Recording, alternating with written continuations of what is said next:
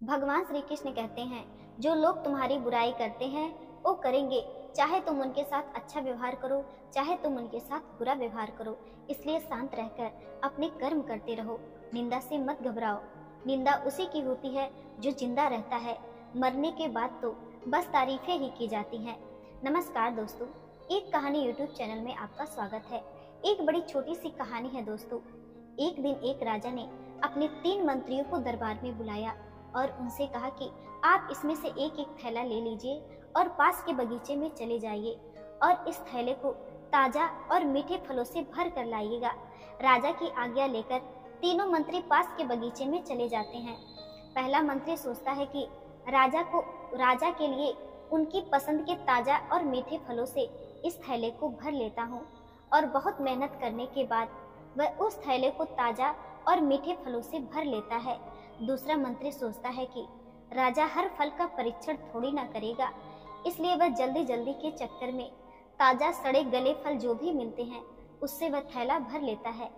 तीसरा मंत्री सोचता है कि राजा को तो बस भरे हुए थैले से मतलब है, वह थैला खोल कर देखेगा थोड़ी ना, इसलिए वह घास भूस फूल पत्ते जो भी मिलते हैं उससे उस थैले को भर लेता है और समय बचा लेता है। दूसरे दिन राजा ने तीनों मंत्रियों को दरबार में बुलाया और थैला खोलकर देखा भी नहीं और आज्ञा दी कि इन तीनों को दूर स्थान के जेल में इन थैलों के साथ जेल में बंद कर दिया जाए 15 दिन के लिए। अब जेल में उनके पास कुछ भी खाने के लिए नहीं था सिवाय उन भरे हुए थैलों से। तो जिस मंत्री ने अच्छे अच्छे फल जमा किए थे वो तो आनंद से 15 दिन खाता रहा और उसके दिन अच्छे से बीत गए। दूसरा मंत्री जिसने ताजा फलों के साथ सड़े गले फलों को भी भर लिया था, वह कुछ दिन तो ताजा फल खाता रहा, फिर वह सड़े गले फल खाकर बीमार पड़ गया।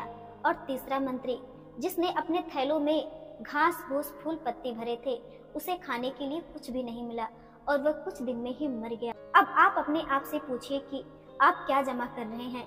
आप इस समय जीवन के बाग में हैं, चाहे तो अच्छे कर्म करें चाहे तो बुरे कर्म करें, मगर याद रहे आप जो जमा करेंगे वही आपको जन्म जन्मांतर तक काम आएगा।